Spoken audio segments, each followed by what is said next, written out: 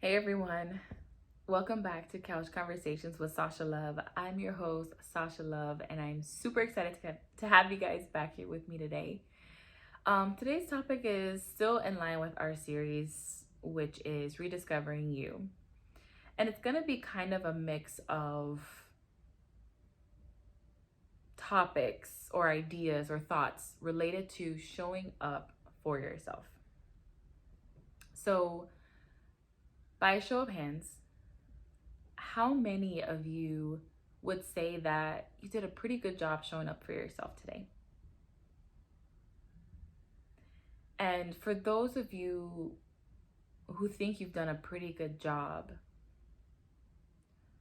why do you feel that way? What are the things that you did?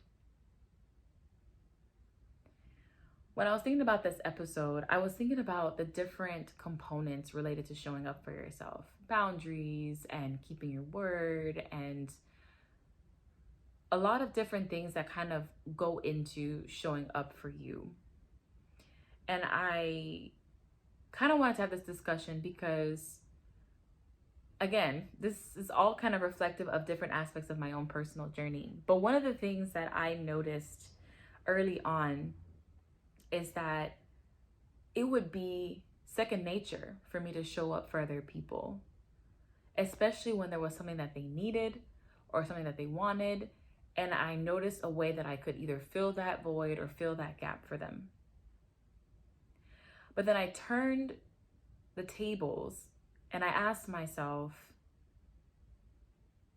when have I showed up for myself? Now, there is absolutely nothing wrong. In fact, it's healthy, it's natural to have people who show up for you and to desire that if that's not something you have.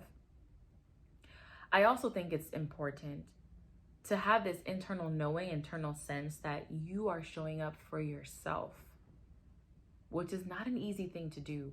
And for me, it wasn't the most natural thing to do. It was more natural for me to neglect my own needs in favor of helping someone else, in favor of showing up for someone else, even if it came at the expense of the time I needed for myself, the time I needed to work on my own projects, the time I needed to work on my own things.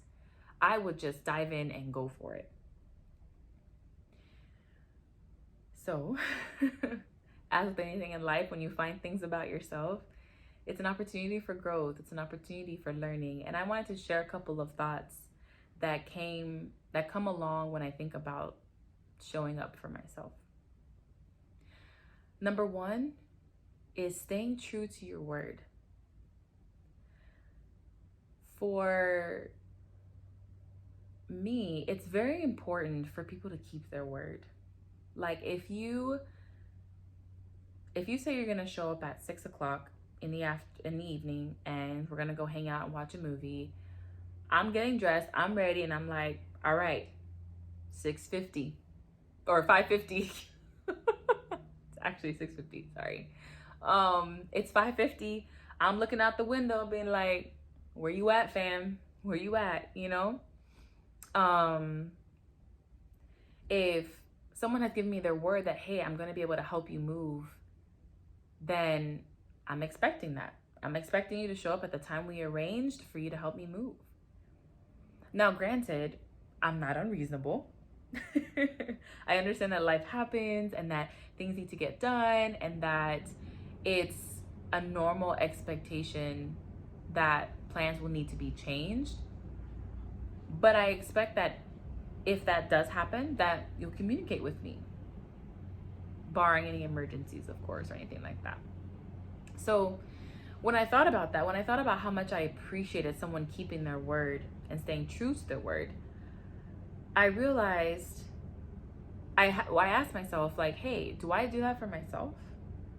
When I wake up in the morning, I say, you know what, I'm going to do this, and that. I'm going to wash my dishes. I'm going to clean my apartment. I'm going to go wash my car. I'm going to go take care of the laundry that's been sitting there for 3 days. I'm going to clean this. I'm going to go hang out with so-and-so, and I'm going to finish all my work and be able to take myself on a date later on that night. First of all, that to-do list is, for me, completely unrealistic.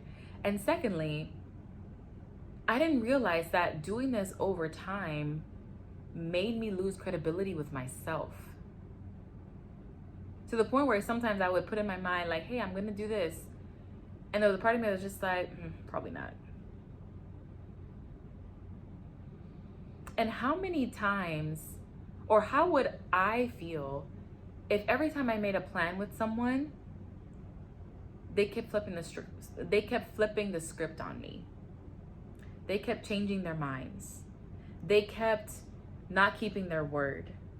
They kept letting me down. I would naturally lose a sense of credibility with that person. The integrity of that relationship would be in jeopardy, and I probably wouldn't trust them and make plans with them anymore. Now, when that person is myself, the situation kind of gets sticky because I can't just walk away from myself. I can't just say, all right, well, you keep not keeping your word, so I'm gonna keep it pushing. You figure it out. I kind of had to face the music. I had to kind of face the double standard I was creating in my life, where I expected other people to show up and keep their word, but I wasn't expecting that of myself to myself. And I would even uphold my word to someone else, even at the expense potentially of myself, rather than keep the word to my own self. And for me, maybe not for everyone, but for me, that was concerning. And it taught me a valuable lesson about keeping my word, not just to other people in other situations, both professionally and personally, but to keeping my word to myself. If I made a commitment to do something, I challenged myself to keep that commitment, while also, of course, giving myself grace. So for example, let's say I told myself, you know what, I want to work out every single day for 30 minutes. And I reviewed the week and I only made it 3 times.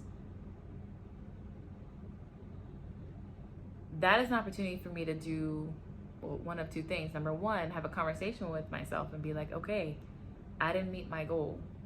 And while I have compassion and grace for myself, I need to adjust this commitment so that I can keep it and not continue to break my word to myself.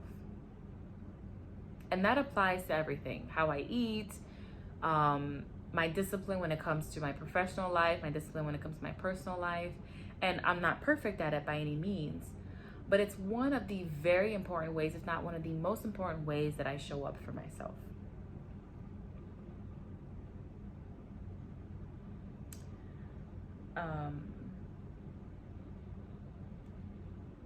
I think another component, or the second topic I'm going to talk about before I wrap up this video, is owning who you are as well. And I think it falls in line with the same idea of showing up for yourself.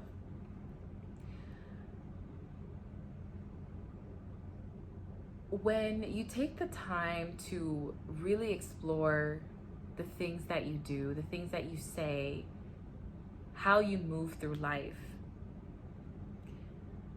sometimes you face some hard truths. Maybe it's deception. Maybe you realize that you're manipulative. Maybe you realize that you're selfish. Maybe you realize you're wounded. Maybe you realize that you are bitter, that you are hurt. On the flip side of things, maybe there's some good things that are hard to accept. You are kind, you are honest, you are vulnerable, or you tend to be vulnerable in certain situations. You do speak your mind. Taking the time to reflect on these things is so important, because in order for you to be able to stand up for yourself, in order for you to be able to show up for yourself, you kind of have to know who you're showing up for. When let's say my sister were to call me and say, you know what, I need help. I need someone to come and help me. And whether or not she gets the full context of the situation, I'm there. If it's possible for me to be there physically, I'm there. If I can only be there from a distance and offer emotional or spiritual support, I'm there. Because I know who I'm showing up for. This is my sister, someone that I love, someone that I care about. I know her quirks, I know her strong points, I know her areas of growth. And while I continue to learn more about her every day, the core of who she is someone I'm very familiar with. The same applies for ourselves. In order for us to show up for ourselves in various settings of our lives, whether it's professional, personal, or otherwise, we have to know who that is, and we have to own it. And it doesn't necessarily mean that you have to see yourself as this terrible person who's imperfect, incapable of ever doing anything right. That's not what I'm saying. I'm saying look at yourself holistically. Observe every aspect of who you are. Learn the ins and outs of what do you like, what don't you like, what you don't like. What are things that you don't like? What are the experiences you've had? What are the traumas that you carry? What is the pain that you hold on to? What are the things you've let go of? What are the accomplishments that you've made? What are the characteristics about yourself that you enjoy? What are the things that truly make you shine? What are your gifts? What are your talents? What are the areas that you're growing in? What are the traits within you that are kind of uncomfortable, but real nonetheless? And once you find out those things, or as you continue to find those things, own it, embrace it. Sure, of course, we have areas that we want to work on, we have areas that we want to improve on, but nonetheless, who you are is who you are. And yes, you're continuing to grow, you're continuing to grow into a better version of yourself, you're continuing to heal. And as you go through that journey, and even as you are right now, own it. Embrace yourself, love who you are. And as you learn, as you continue to grow, as you continue to be better, continue to cherish you. So that when the moments come for you to show up for yourself, you know exactly who you're showing up for. So, what are your thoughts? Leave them in the comment below. My content or my information is also below if you want to email me or DM me through my Instagram and social media, or through my email at sachalovecc@gmail.com. I would love to hear from you. I would love to hear your thoughts and exchange some dialogue with you.